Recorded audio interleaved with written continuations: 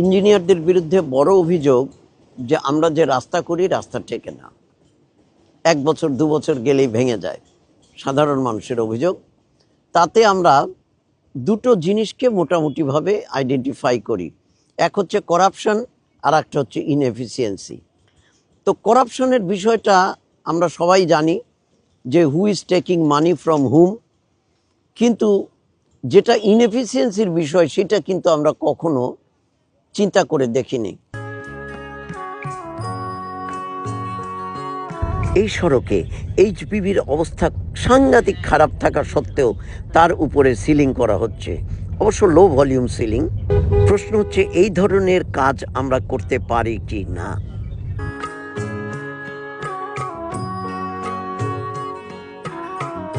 তো প্রশ্ন আসে যে এইচবিবির উপরে কি কার্পেটিং করা যায়? হ্যাঁ, করা যায়।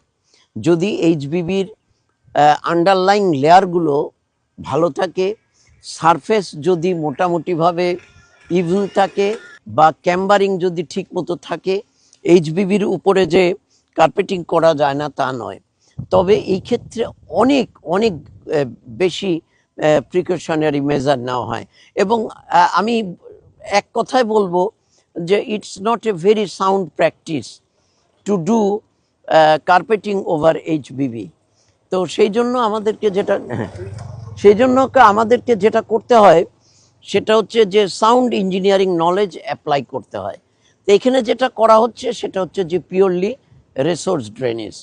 তো আর একটা কাজও আমরা করি না, সেটা হচ্ছে যে আমরা স্যান্ড ড্রেইন বা সাবগ্রেড ড্রেইন আমরা কিন্তু করি না। এই সাবগ্রেড ড্রেনটি কিন্তু সাবগ্রেড প্রিপারেশনের সময় করা উচিত ছিল। Anyway, late better than never. এভাবে গর্ত করে সেই গর্তের মধ্যে ফিলার মেটেরিয়াল দিয়ে তোমাকে জিওটেক্স দিয়ে ফিল করে দিতে হবে। প্রিয় প্রকৌশলী, এর একটি টিপিক্যাল ড্রয়িং তোমাদের জন্য উপস্থাপন করলাম। আমরা স্যান্ড ড্রেইন বা সাবগ্রেড ড্রেইন আমরা কিন্তু করি না। এই সাবগ্রেড ড্রেনটি কিন্তু সাবগ্রেড প্রিপারেশনের সময় করা উচিত ছিল। Anyway, late better than never.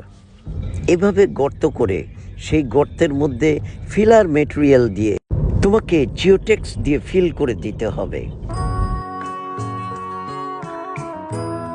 প্রিয় প্রকৌশলী, এর একটি টিপিক্যাল ড্রয়িং তোমাদের জন্য উপস্থাপন করলাম। Changing culture is challenging but not impossible.